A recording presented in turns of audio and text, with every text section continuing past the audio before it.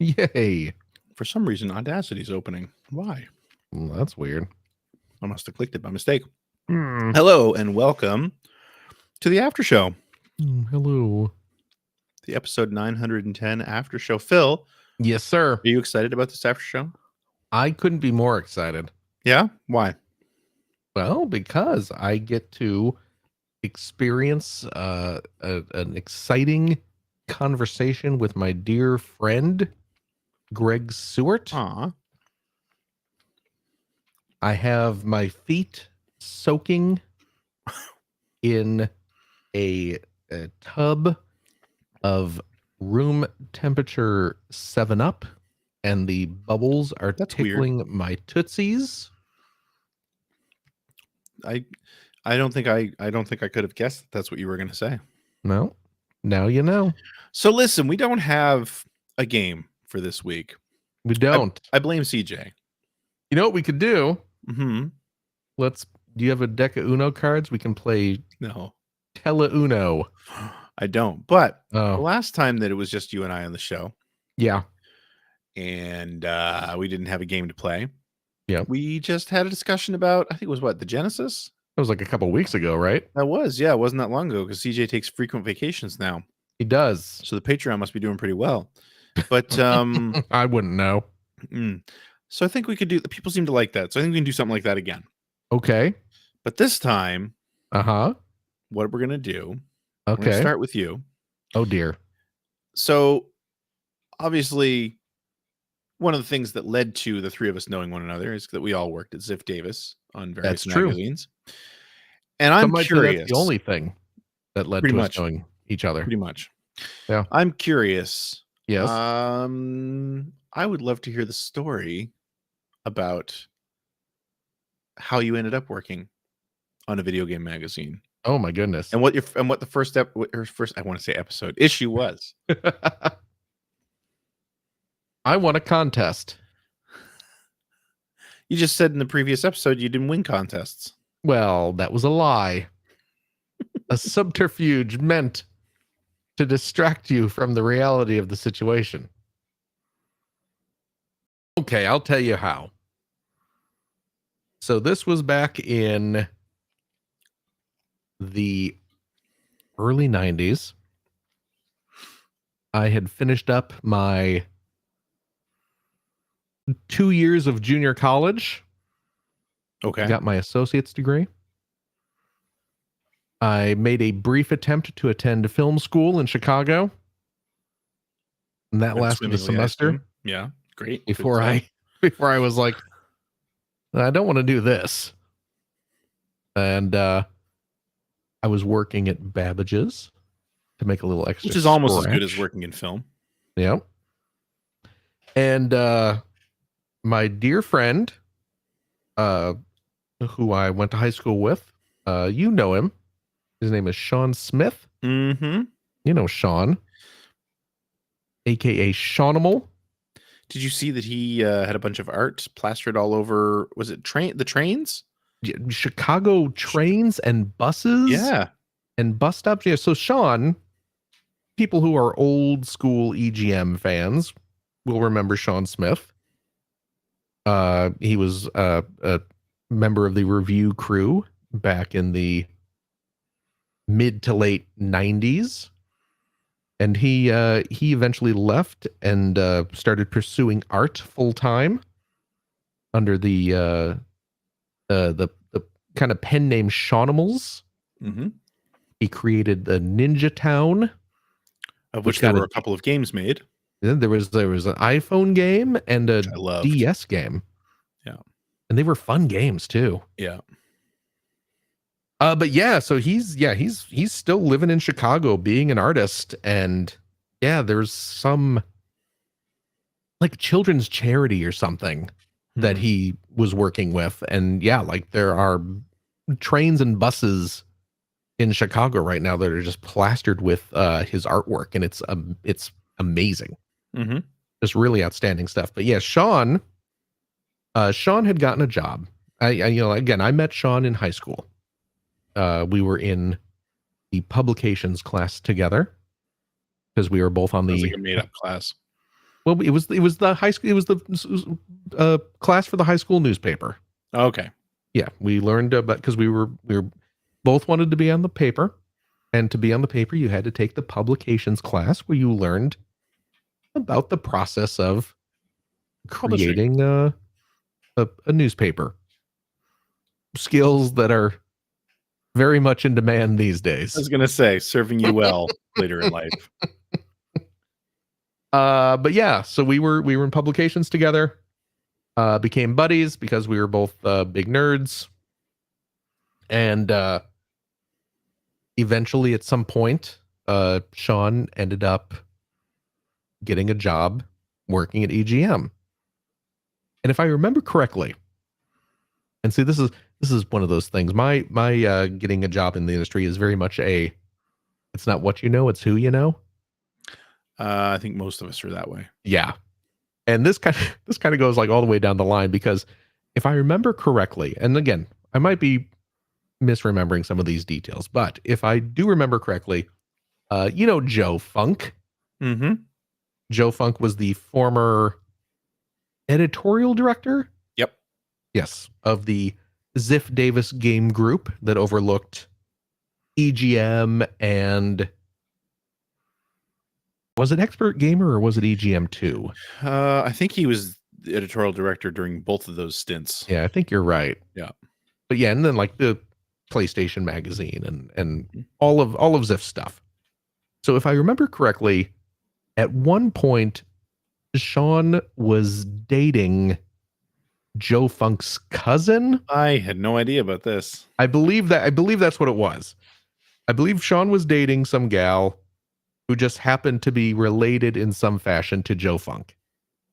And then it was very much a, oh, my boyfriend, you really like video games. My cousin or uncle or who, I don't know the relation, but yeah, I have a relative who works at a video game magazine. You should totally meet him. And that's how Sean, as far as I remember, that's how Sean met Joe. And then Sean was able to get a job through knowing Joe. And then, of course, a little ways down the line, I was talking to Sean or hanging out with him or something one day. And he mentioned, oh, hey, EGM is, we're coming up on the holiday issues. And It used to be massive. And yeah, the holiday issues, a magazine that would normally be 90 pages was suddenly like a 300-page magazine. Mm-hmm.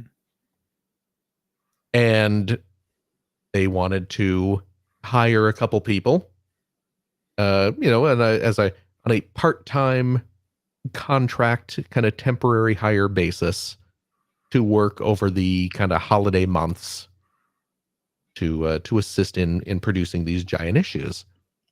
And Sean was like, yeah, they're looking to hire some people. You should apply. You're a good writer. You should do that. And I was like, okay, yeah, I absolutely will.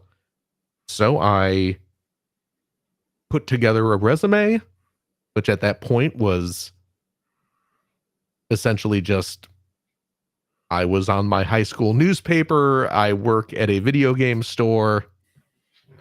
I have a 2-year college degree, which quite frankly made me overqualified to work at EGM at the time. Yeah. This was, again, this was right around the time when they were still kind of hiring high school kids. Like CJ.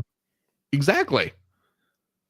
So yeah, I wrote up my little resume. I wrote up a couple writing samples. I wrote up some, reviews of contemporary games. I don't remember what they were.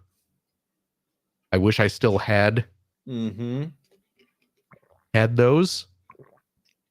I may have actually typewritten them now that I think about it. I think I may have You're old. Typed those up on a typewriter. This was a long time ago. And yeah, I got those to the magazine. I'm assuming I gave them to Sean to hand off to Ed Semrad, who was, of course, the editor-in-chief at that time. And they called me up. They said, we'd like to have you come in for an interview. So I drove up to Lombard, Illinois, and had an interview with Ed. And I was very, very excited. It was an incredible, strange new world I was entering into, going into this office, this tiny, messy office. You never saw the Lombard No, office, did the you? Lombard office. I heard lots of stories. Yeah. It was, it was a relatively small office. And again, it was very kind of ramshackle and kind of hastily put together. It was not organized well. I seem to remember in somebody who had a desk that was like 2 filing cabinets and a door. I think that was CJ's desk. I think it was CJ. Yeah. Yeah. Yeah. It was definitely that kind of thing. One of the walls had a hole in it. Fantastic. Where is that where Crispin sat? No, I believe that was John Gurka. Oh, I didn't know him. You didn't know Gurka. You've certainly heard the stories of Gurka, though. Yeah. Gurka was a big, angry man. He was, and this is the terrible thing. And you know what? I if I remember, I believe John died a few years ago. Oh. But he was actually a nice enough guy if you were just kind of talking to him. Right. But when he would get riled up about a game, maybe you end up with a hole in the wall. Jesus. So yeah, Crispin just took out his rage. Crispin was like that too. Yeah, well, Crispin took out his rage on it was like the garbage can or keyboards. Oh yeah. I watched him slam a keyboard down once and watched keys pop off all over it. Oh, that's pretty funny. But yeah, so you going into this place and it's very kind of ramshackle, a bunch of dudes in their early 20s just bustling around, stacks of every video game you could possibly imagine, piles of Famitsu magazines all over the place. I go into Ed's office. He had a Bust a Move, but not the Bust a Move we were talking about. No, not Bust a Groove, but Puzzle Bobble. He had a Bust a Move arcade machine in his office, which blew my mind. Right. But yeah, I had a chat with him. He seemed to like me well enough. He took me around and introduced me to the other people working at the magazine. At that point, it was shortly after Crispin and Dan Shu had started working there. So I got to meet them for the first time. And a bunch of other people who kind of ended up getting out of the industry. But yeah, I met everyone, and they did sit me down and have me play some random video games. Oh, right. You were hired when that was still a thing. Yes. Yeah. See, they didn't do that with me. Yeah, I would imagine not, because it's kind of a weird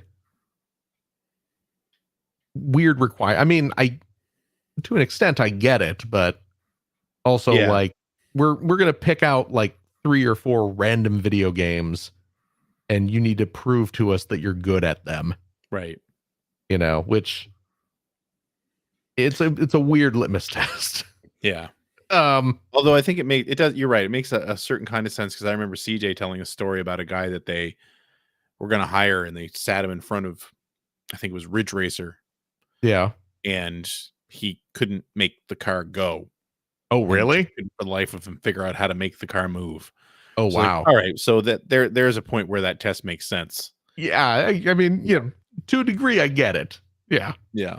But all, I mean, I guess you could just be like, oh, what type of games do you like to play? You could, or you could kind of suss that out without sitting in front of the controller.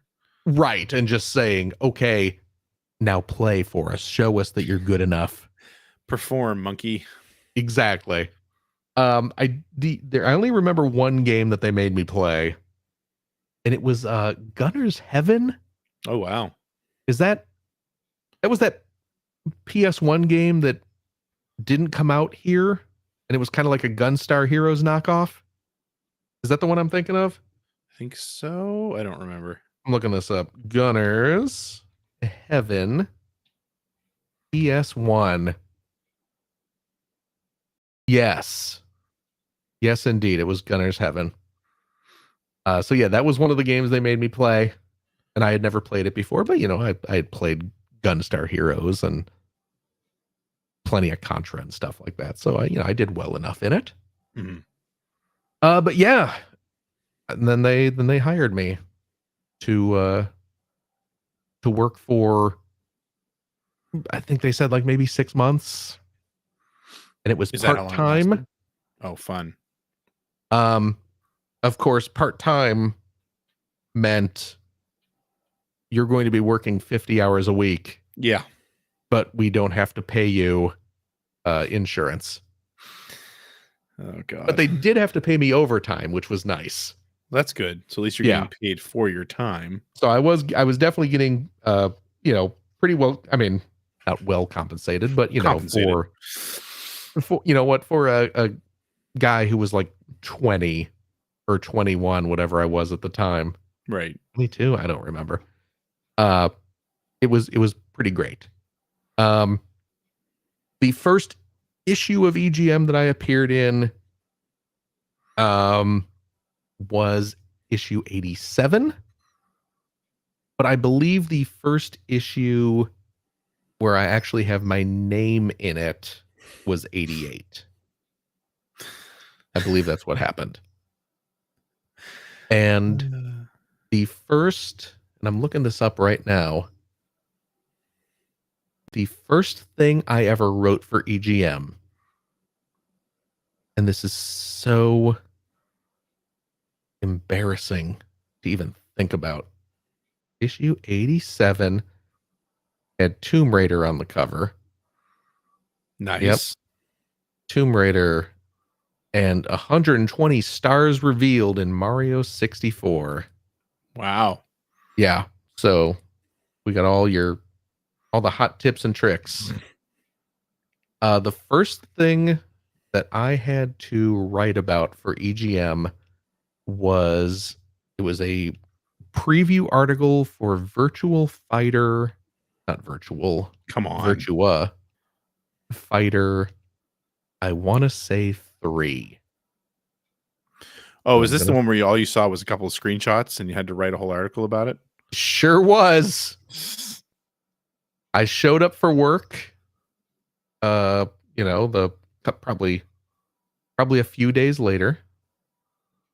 And I show up and I have no desk. I asked Ed, "Oh, where's my desk?" He said, "You don't have one." I said, "Okay, great. Where do I write?" Wonderful start. And he's like, "You'll have to just find somewhere to sit." And poor dear Sean Smith gave up half his cubicle. I was sort of sitting in a little corner of his cubicle. Occasionally, basically writing up my articles whenever Sean was done writing his. God. Here it is. I'm looking at it right now. A 2-page spread on Virtua Fighter 3. And yeah, the first day, I asked Ed, "Okay, well, what am I going to write? What's the first thing I need to write?" He said, "Okay, we need a preview of Virtua Fighter 3. I said, "Okay, great.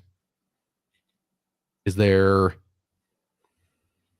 where can I play this? Do we, assuming we don't have a, arcade machine here, but is there an arcade around here that has a beta version or a playtest version?" No. And he handed me a copy of Famitsu magazine, and he said, "There are some pictures of it in here." And I said, "Okay.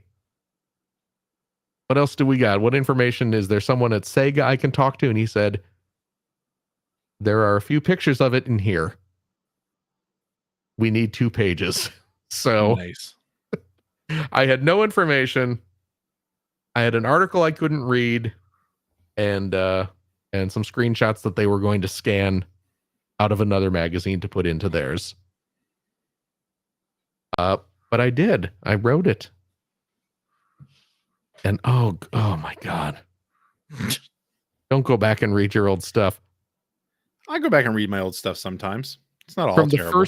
I'm looking at this, the first paragraph. You can tell I have no information about this. I was going to say, I mean, you're filling space. You want to hear how badly? I'm going to read you the first paragraph of this. Sega is finally getting ready to unleash its ultimate 3D fighter on the gaming world. Virtua Fighter 3 is the 5th game in the Virtua Fighter series, which includes the hit games Virtua Fighter Remix, Virtua Fighter 2, and the ever-loving Virtua Fighter Kids. Longtime fans of the VF series will be glad to learn that all of their favorite characters have returned, and 2 brand new characters have joined the battle as well.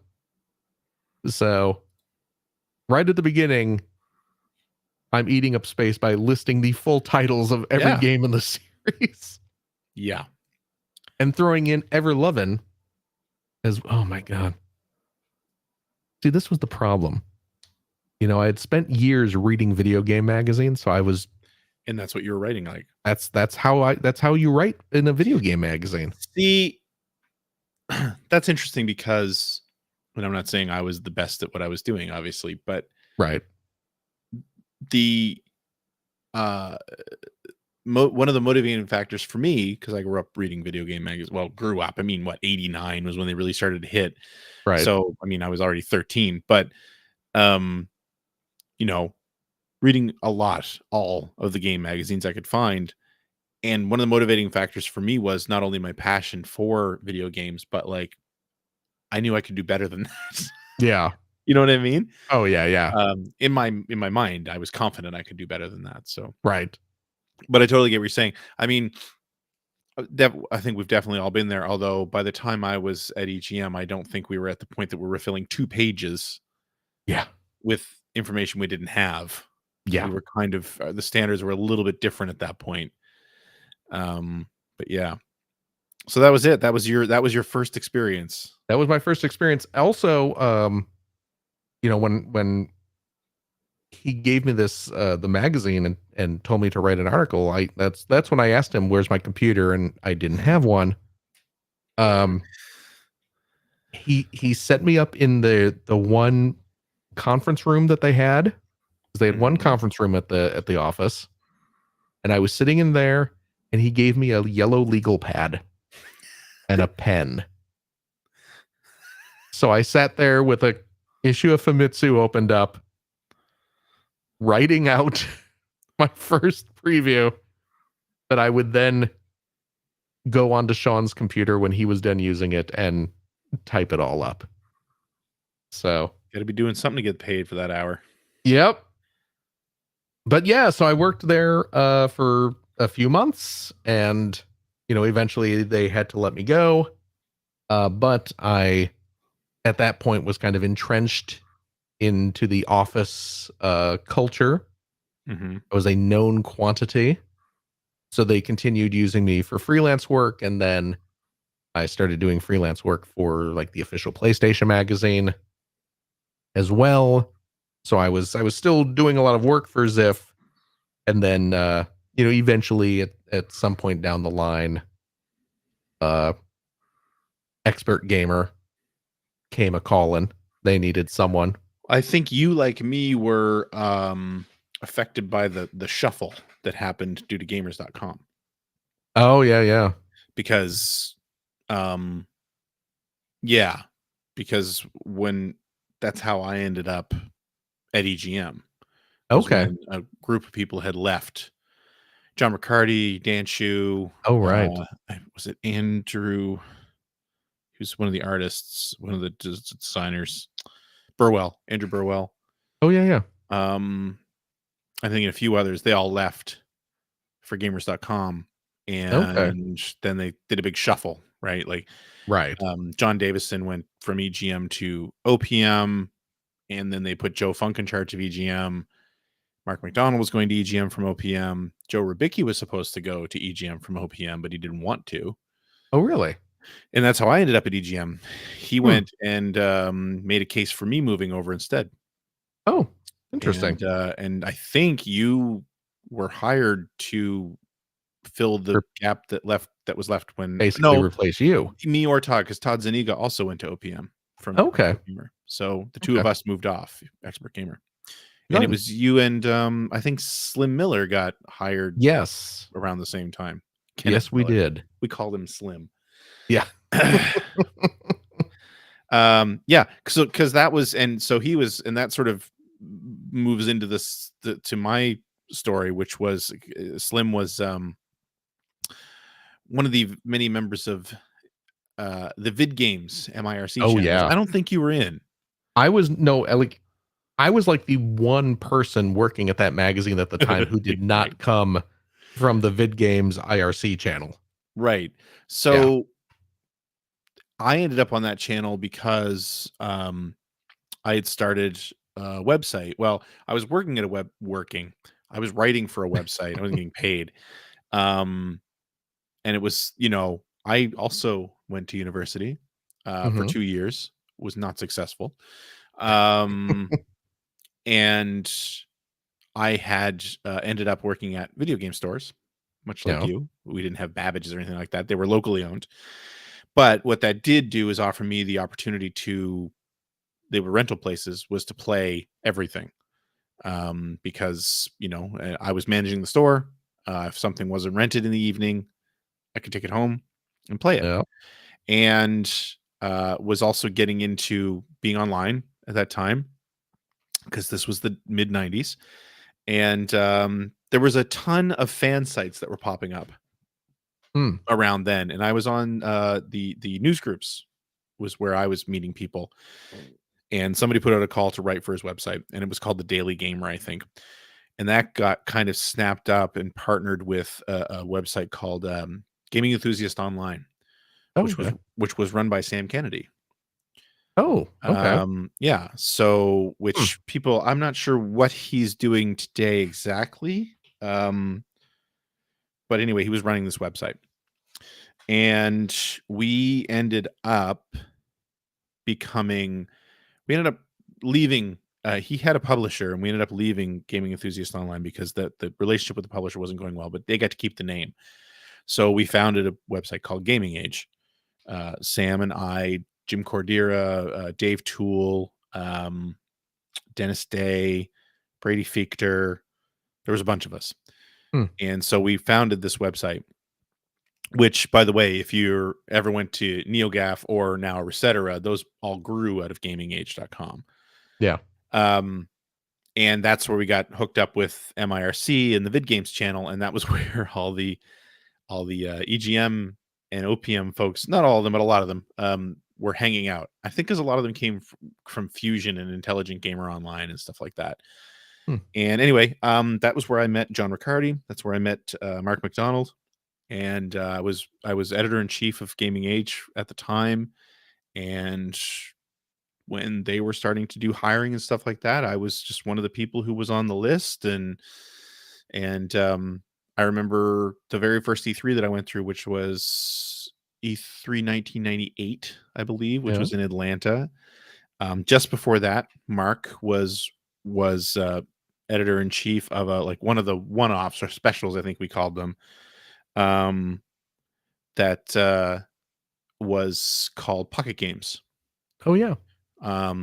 First issue of Pocket Games, and he had reached out and said, "Would you like to do some reviews?" Like they were sort of EGM style capsule reviews. Our names weren't on them. They were generally really short, like I think 100, 150 words or something like that. And he said, and that was around the time the Game Boy Color came out. And he was just like, Mhm. do you have a Game Boy? Okay, do you want to write I think like 20 or 30 reviews for me?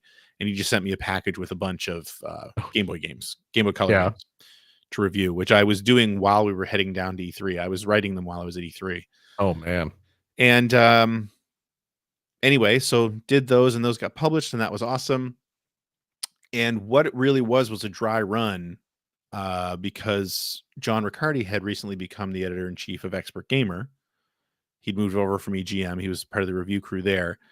And I think someone must have left or got shuffled around or something, but he had an opening anyway. He had a couple openings. I think Todd Zuniga was the other guy that he had hired pretty recently. And he wanted to hire me. Oh. And I think it was very much a like, get this guy to do something. There's a fly in here that I want to kill. Get this guy to do something so that he has, some sort of portfolio basically, and that we know Right. him. And so, yeah, he called me down for an interview. Not with him, because I knew John pretty well from IRC, but with Joe Funk. So that's where I met Joe for the first time. And they hired me based on that interview. But of course, because I was in Canada, we had to worry about work visas and stuff like that. Hey, look, it's a cat. That's a little Kiki.